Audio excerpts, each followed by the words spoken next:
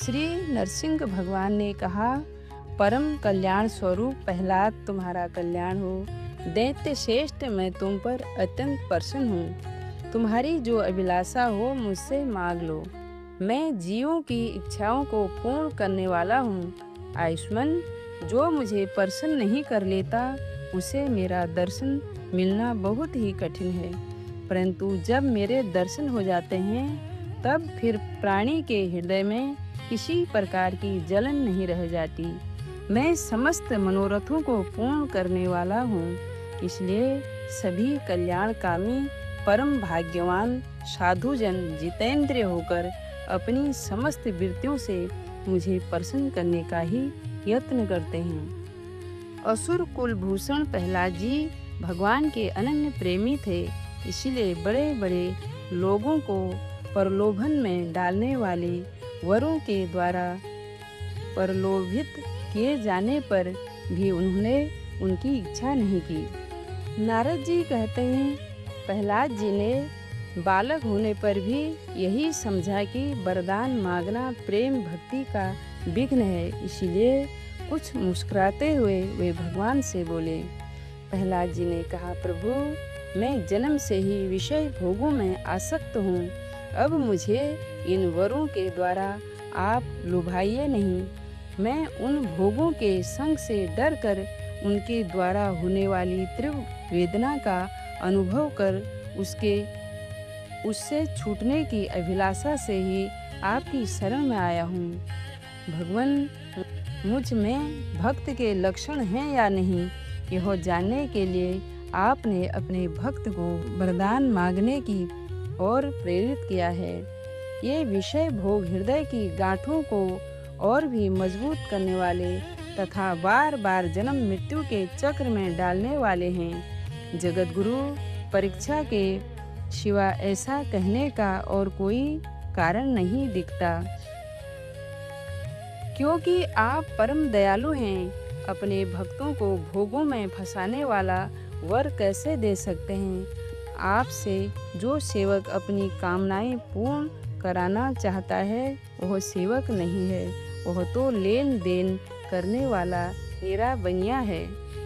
जो स्वामी से अपनी कामनाओं की पूर्ति चाहता है वह सेवक नहीं, और जो सेवक से सेवा कराने के लिए उसका स्वामी बनने के लिए उसकी कामनाएं पूर्ण करता है वह स्वामी नहीं। मैं आपका निष्काम सेवक हूँ और आप मेरे निरपेक्ष स्वामी हैं। जैसे राजा और उसके सेवकों का प्रयोजनवश स्वामी सेवक का संबंध रहता है, वैसे तो मेरा और आपका संबंध है ही नहीं। मेरे वरदान शिरोमणि स्वामी, यदि आप मुझे मुँह मांगा वर देना ही चाहते हैं तो यह वर दीजिए कि मेरे हृदय में कभी किसी कामना का बीज अंकुरित ही ना हो।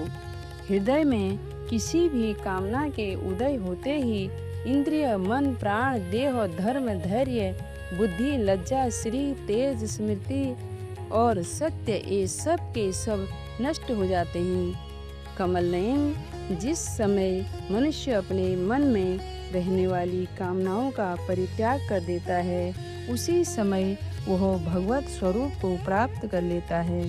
भगवान, आपको नमस्कार है। आप सबके हृदय में विराजमान उदार शिरोमणि स्वयं परब्रह्मा परमात्मा हैं। अद्भुत नरसिंह रूपधारी श्री हरि के चरणों में मैं बार बार प्रणाम करता हूँ।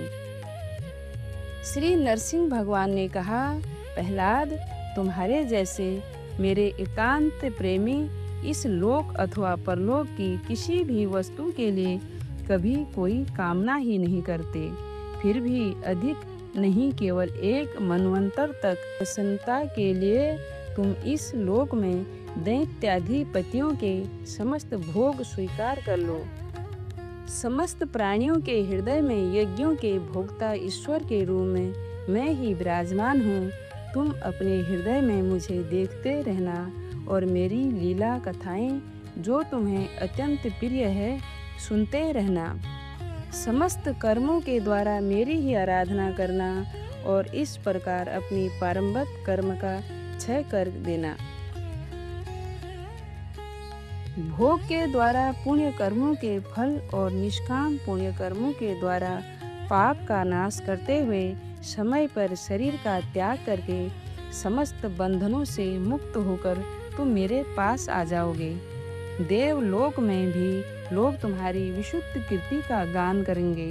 तुम्हारे द्वारा की हुई मेरी इस स्तुति का जो मनुष्य कीर्तन करेगा और साथ ही मेरा और तुम्हारा स्मरण भी करेगा, वह समय पर कर्मों के बंधन से मुक्त हो जाएगा। प्रहलाद जी ने कहा, प्रभु आप वर देने वालों के स्वामी हैं, आपसे मैं एक वर और मांगता हूँ। मेरे पिता ने आपके ईश्वरीय तेज को और स्वर शक्तिमान चराचर गुरु स्वयं आपको न जानकर आपकी बड़ी निंदा की है।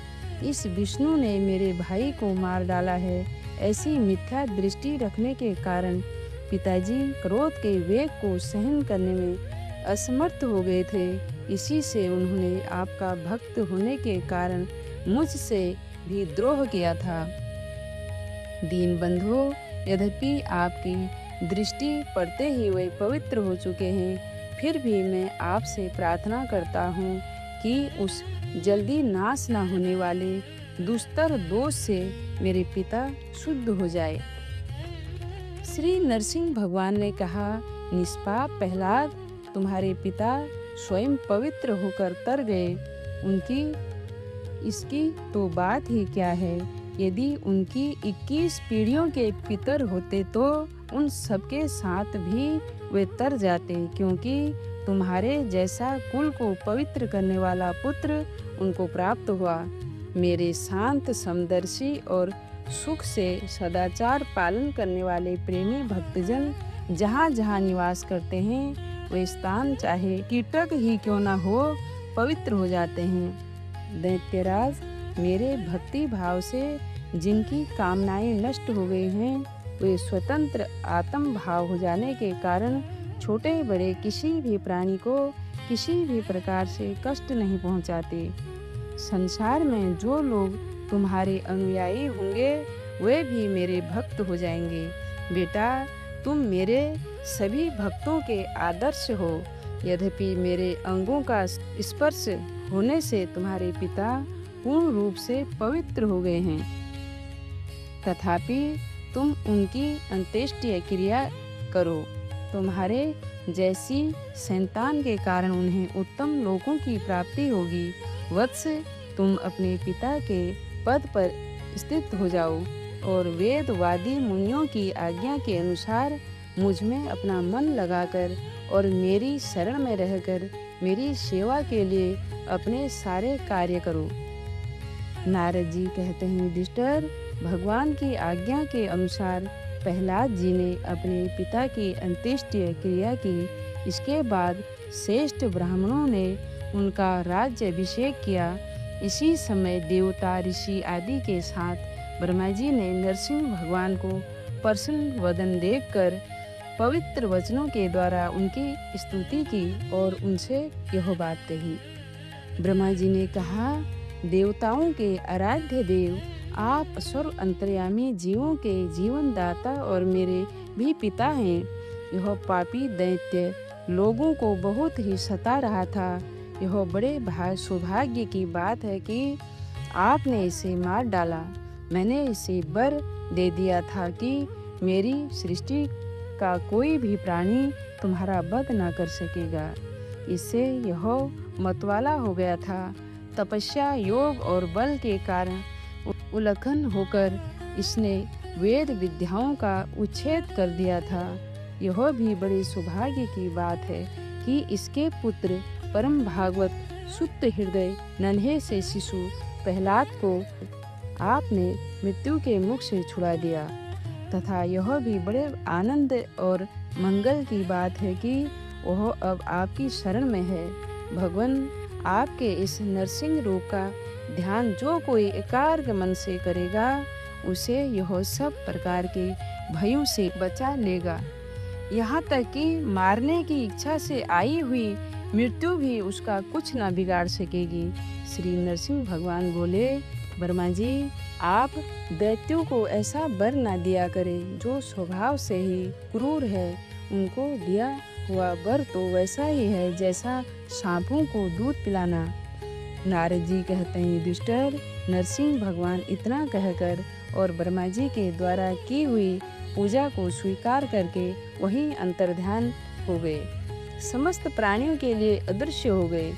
इसके बाद प्रहलाद जी ने भगवत स्वरूप ब्रह्मा, शंकर की तथा प्रजापति और देवताओं की पूजा करके उन्हें माथा टेक कर प्रणाम किया। तब शुक्राचार्य आदि मुनियों के साथ ब्रह्मा जी ने प्रहलाद को समस्त दानव और दैत्यों का अधिपति बना दिया। फिर ब्रह्मादि देवताओं ने प्रहलाद का अभिनंदन किया और उन्हें शुभ आशीर्वाद दिए। प्रहलाद जी ने भी यथा योग्य सबका सत्कार किया और वे लोग अपने अपने लोगों को चले गए। युधिष्ठिर, इस प्रकार भगवान के वे दोनों पार्षद जय और विजय दीति के पुत्र दैत्य हो गए थे। वे भगवान से वैर भाव रखते थे। उनके हृदय में रहने वाले भगवान ने उनका उद्धार करने के लिए उन्हें मार डाला। ऋषियों के श्राप के कारण उनकी मुक्ति नहीं हुई। वे फिर से कुंभकर्ण और रावण के रूप में राक्षस हुए। उस समय भगवान श्री राम के पराक्रम से उनका अंत हुआ। युद्ध में भगवान राम के बाणों से उनका कलेजा फट गया। वहीं पड़े पड़े पूर्व जन्म की भांति भगवान का स्मरण करते करते उन्होंने अपने शरीर छोड़े। वे ही अब इस युग में शिशुपाल और दंतवक्त्र के रूप में पैदा हुए थे। भगवान के प्रति वैर भाव होने के कारण तुम्हारे सामने ही वे उनमें समा गए। युधिष्ठिर, श्री कृष्ण से शत्रुता रखने वाले सभी राजा अंत समय में श्री कृष्ण के स्मरण में तद्रुप होकर अपने पूर्वकृत पापों से सदा के लिए मुक्त हो गए। जैसे भृंगी के द्वारा पकड़ा हुआ कीड़ा भय से ही उसका स्वरूप प्राप्त कर लेता है, जिस प्रकार भगवान के प्यारे भक्त अपनी भेदभाव रहित अनन्य भक्ति के द्वारा भगवत स्वरूप को प्राप्त कर लेते हैं, वैसे ही शिशुपाल आदि नरपति भी भगवान के वैर भाव जनित अनन्य चिंतन से भगवान के सारूप्य को प्राप्त हो गए। युधिष्ठिर, तुमने मुझसे पूछा था कि भगवान से द्वेष करने वाले शिशुपाल आदि को उनके सारूप्य की प्राप्ति कैसे हुई, उसका उत्तर मैंने तुम्हें दे दिया। ब्राह्मणीय देव परमात्मा श्री कृष्ण का यह परम पवित्र अवतार चरित्र है। इसमें हिरण्याक्ष और हिरण्यकश्यपु इन दोनों दैत्यों के वध का वर्णन है। इस प्रसंग में भगवान के परम भक्त प्रहलाद का चरित्र भक्ति, ज्ञान, वैराग्य और संसार की सृष्टि, स्थिति और प्रलय के स्वामी श्री हरि के यथार्थ स्वरूप तथा उनके दिव्य गुण एवं लीलाओं का वर्णन है। इस आख्यान में देवता और दैत्यों के पदों में काल कर्म से जो महान परिवर्तन होता है उसका भी निरूपण किया गया है। इसके द्वारा भगवान की प्राप्ति होती है। उस भागवत धर्म का भी वर्णन है। अध्यात्म के संबंध में भी सभी जानने योग्य बातें इसमें हैं। भगवान के पराक्रम से पूर्व इस पवित्र आख्यान को जो कोई पुरुष श्रद्धा से कीर्तन करता है, सुनता है, वह कर्म बंधन से मुक्त हो जाता है। जो मनुष्य परम पुरुष परमात्मा की यह नरसिंह लीला सेनापतियों सहित हिरण्यकश्यपु का वध और संत शिरोमणि प्रहलाद जी का पावन प्रभाव एकाग्र मन से पढ़ता और सुनता है, वह भगवान के अभय पद वैकुंठ को प्राप्त होता है।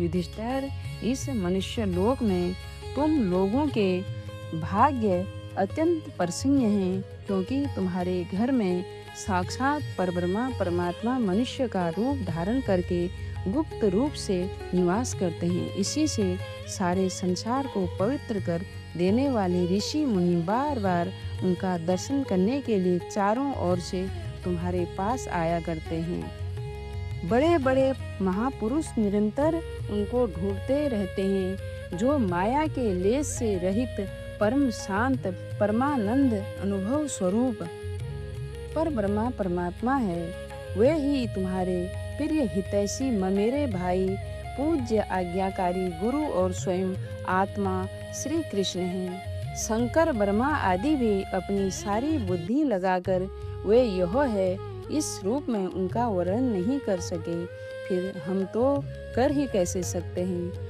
हम तो मौन भक्ति और संयम के द्वारा ही उनकी पूजा करते हैं।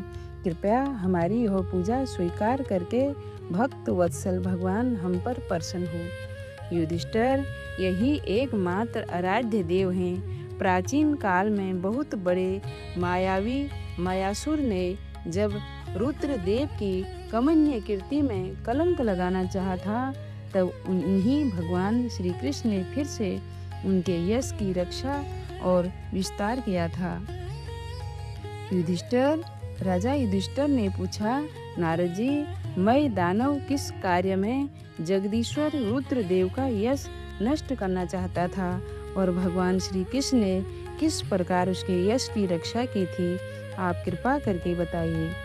नारद जी ने कहा, एक बार इन्हीं भगवान श्री कृष्ण से शक्ति प्राप्त करके देवताओं ने युद्ध में असुरों को जीत लिया था। उस समय सब के सब असुर मायावियों के परम गुरु मय दानव की शरण में गए। शक्तिशाली मयासुर ने सोने चांदी और लोहे के 3 विमान बना लिए थे। विमान क्या थे? 3 पुर ही थे। वे इतने विलक्षण थे कि उनका आना जाना जान नहीं पड़ता था। उनमें अपरिमित सामग्रियां भरी हुई थी। युधिष्ठिर, दैत्य सेनापतियों के मन में तीनों लोक और लोकपतियों के प्रति बैर भाव तो था ही, अब उसकी याद करके उन तीनों विमानों के द्वारा वे उनमें छिपे रहकर सबका नाश करने लगे। तब लोकपालों के साथ सारी प्रजा भगवान शंकर की शरण में गई और उनसे प्रार्थना की कि प्रभु, त्रिपुर में रहने वाले असुर हमारा नाश कर रहे हैं। हम आपके हैं, अतः देवाधिदेव आप हमारी रक्षा कीजिए। उनकी प्रार्थना सुनकर भगवान शंकर ने कृपापूर्ण शब्दों में कहा, डरो मत। फिर उन्होंने अपने धनुष पर बाण चढ़ाकर तीनों पुरों पर छोड़ दिया। उनके इस बाण से सूर्यमंडल में निकलने वाली किरणों के समान अन्य बहुत से बाण निकले। उनमें से मानो आग की लपटें निकल रही थी। उनके कारण उन पुरों का दिखना बंद हो गया। उनके स्पर्श से सभी विमान निवासी निष्प्राण होकर गिर पड़े। महामायावी मैं बहुत से उपाय जानता था। वह उन दैत्यों को उठा लाया और अपने बनाए हुए अमृत के कुएं में डाल दिया। उस सिद्ध अमृत रस का स्पर्श होते ही असुरों का शरीर अत्यंत तेजस्वी और वज्र के समान सुदृढ़ हो गया। वे बादलों की विदीर्ण करने वाली बिजली की आग की तरह उठ खड़े हुए।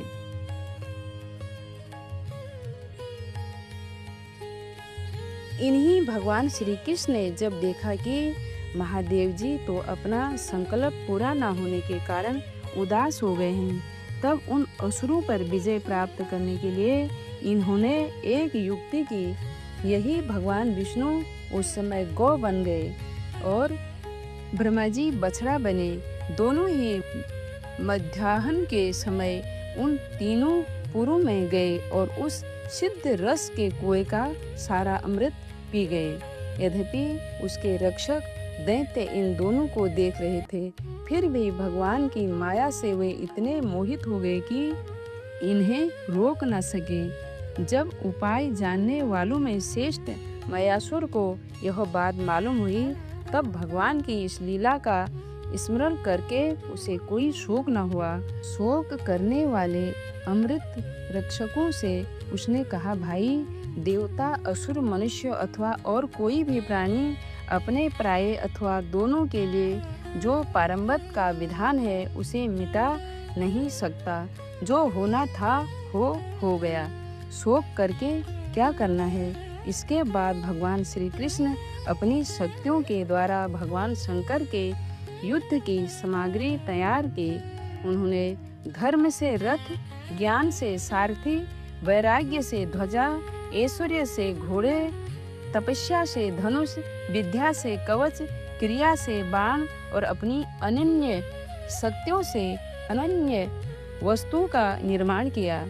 इस सामग्रियों से सज धज कर भगवान शंकर रथ पर सवार हुए एवं धनुष बाण धारण किया। भगवान शंकर ने अभिजितु मुहूर्त में धनुष पर बाण चढ़ाया और उन तीनों दुर्भेद विमानों को भस्म कर दिया। युधिष्ठिर उसी समय स्वर्ग में दुंदुभियां बजने लगी, सैकड़ों विमानों की भीड़ लग गई। देवता, ऋषि, पितर और सिद्धेश्वर आनंद से जय जयकार करते हुए पुष्पों की वर्षा करने लगे। अप्सराएं नाचने और गाने लगी। युधिष्ठिर इस प्रकार उन तीनों पुरों को जलाकर भगवान शंकर ने त्रिपुरारी की पदवी प्राप्त की और ब्रह्मादिकों की स्तुति सुनते हुए अपने धाम को चले गए। आत्म स्वरूप जगत गुरु भगवान श्री कृष्ण इस प्रकार अपनी माया से जो मनुष्य की सी लीलाएं करते हैं, ऋषि लोग उन्हीं अनेकों लोक पावन लीलाओं का गान किया करते हैं। बताओ अब मैं तुम्हें और क्या सुनाऊं। प्रहलाद जी कहते हैं, दैत्य बालको, राम नाम लड्डू गोपाल नाम घी, राम नाम लड्डू गोपाल नाम घी, हरि नाम मिश्री गोल गोल प्यों। राम नाम लड्डू गोपाल नाम घ्यूं, हरि नाम मिश्री में घोल घोल प्यों।